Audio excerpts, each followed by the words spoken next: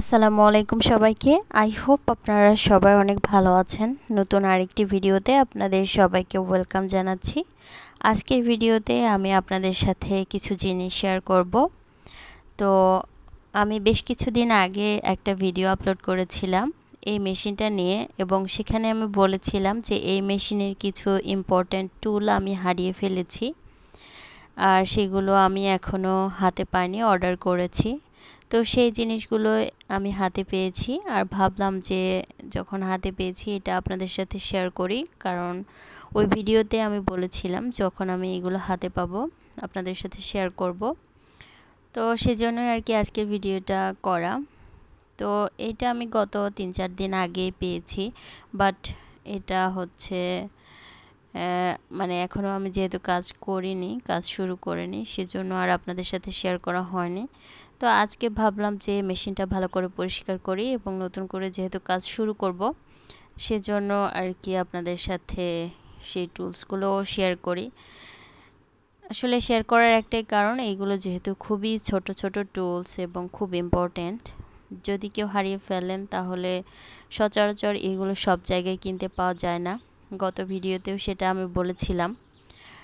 আর এগুলো কালেক্ট করে কিন্তু খুবই কষ্টের ব্যাপার, আসলেও অনেক সময়ের ব্যাপার, ধৈর্য নিয়ে এগুলো কালেক্ট করতে হয়। দেখা যায় যেটা আমি 10 টাকায় পাবো সেটা 20 টাকা দিয়ে আমাকে কালেক্ট করতে হচ্ছে, আবার অনেক বেশি টাইম লাগে। তো সে যাই হোক, এই যে আমি তো এগুলো আপনাদেরকে আগে শেয়ার করেছিলাম, কারণ এইগুলো মেশিনের সাথেই থাকে। তো যে জিনিসটা আমি হারিয়ে ফেলেছিলাম সেটা হচ্ছে এই যে এটা প্রেসার ফুড, মানে এটা ছাড়া কিন্তু সেলাই বসবে না। তো এই জিনিসটা যেহেতু মেশিনের সাথে এক পিসই থাকে নর্মাল সেলাইয়ের জন্য, তো এটা ছিল। এটা আমার ছেলে, যাই হোক আমি অনেক দিন সেলাই করিনি, সে কখন যে এটা নিয়ে মানে কোথায় ফেলে দিয়েছে আমি আর খুঁজে পাইনি। অনেক খোঁজাখুঁজি করেছি, ঘরের সব জিনিসপত্র এলোমেলো করে সব মানে খাটটাট ছড়িয়েও খোঁজার চেষ্টা করেছি, বাট কোনোভাবেই এটা পাইনি। আর এই যে এটা কিন্তু নর্মাল যে সিঙ্গার মেশিনগুলো হয় সেটার হচ্ছে প্রেসার ফুডটা, মানে এটা কিন্তু সব জায়গায় পাওয়া যায়, বাট মানে আমার এই মেশিনের প্রেসার ফুডটা সব জায়গায় পাওয়া যায় না সব সময়।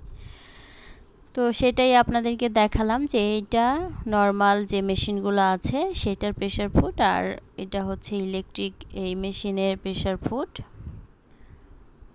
SM024 এই মডেলের, মানে প্রেসার ফুডটা আলাদা হয়। এটা সব জায়গায় পাবেন না। যাদের এই মেশিন আছে তারা সচেতন থাকবেন যাতে করে এই প্রেসার ফুডটা কোনোভাবেই হারিয়ে না ফেলেন। তো এটাও আমি কিনেছিলাম এখানে দেখার জন্য হয় কি না, কারণ দোকানে গিয়ে যখন আমি বলেছি প্রেসার ফুড লাগবে তারা আমাকে এটাই দিয়েছে, এটা ছাড়া তাদের কাছে আর ছিল না। তো এটা নিয়ে আসার পর দেখি যে এটার সাথে আকাশ আর মাটি পার্থক্য, কোনোভাবে ওটার সাথে সেট হচ্ছে না। তো তারপরে হচ্ছে অনলাইনে খুব কষ্ট করে একজনের কাছে পেয়েছি এবং সেটা কালেক্ট করে নিয়েছি আলহামদুলিল্লাহ। তো সে যাই হোক, আমি এবার 2টা অর্ডার করেছি, কারণ যদি বাই চান্স একটা হারিয়ে যায় তাহলে হয়তো আবারও মেশিনটা আমার পড়ে থাকবে, যার জন্য আমি 2টা অর্ডার করেছি। একটা এক্সট্রা রেখে দিয়েছি আর একটা মেশিনে লাগিয়ে নিয়েছি। তো এই যে মূলত এভাবে এটা সেটিং করা থাকে, তো সেটাই আপনাদেরকে দেখালাম যে এটা খুবই ইম্পর্ট্যান্ট আসলেও।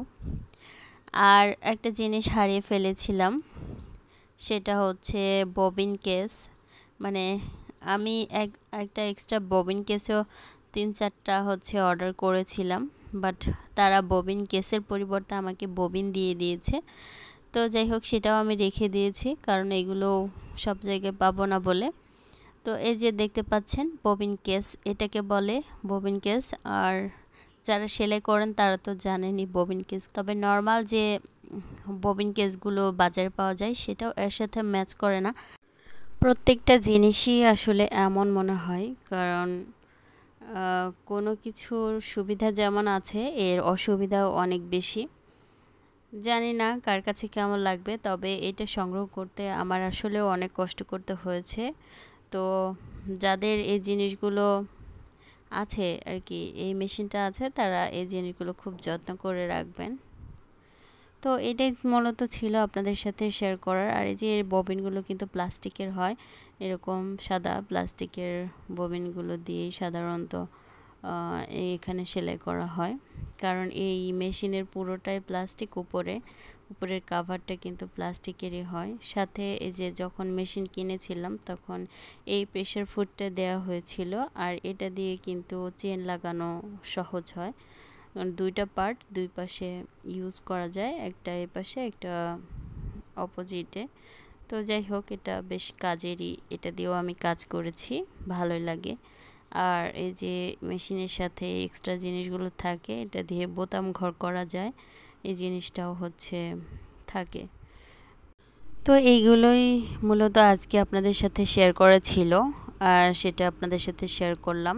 জানি না কার কাছে কেমন লাগলো, তবে যাদের এই মেশিন আছে তারা এই টুলসগুলো খুব যত্ন করে রাখবেন, কারণ এইগুলো সংগ্রহ করতে আপনাদের কষ্ট করতে হবে। সেজন্যই আর কি আপনাদেরকে এই মেসেজটা দেওয়ার জন্যই আজকের ভিডিওটা।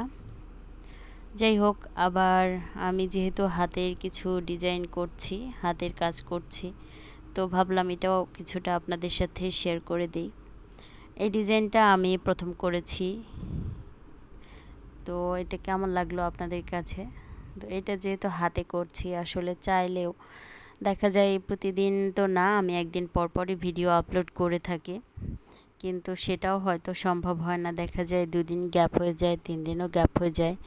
তারপরেও চেষ্টা করি আপনাদের সাথে টুকটাক ভিডিও শেয়ার করার।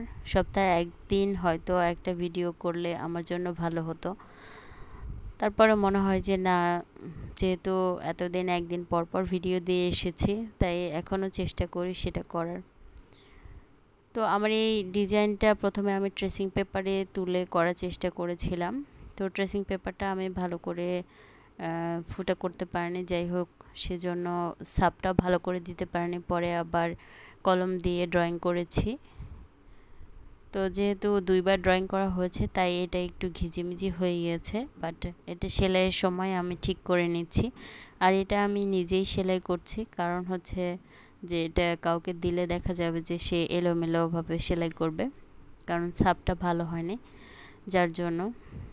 তো এই ছিল মূলত আমার আজকের ভিডিও।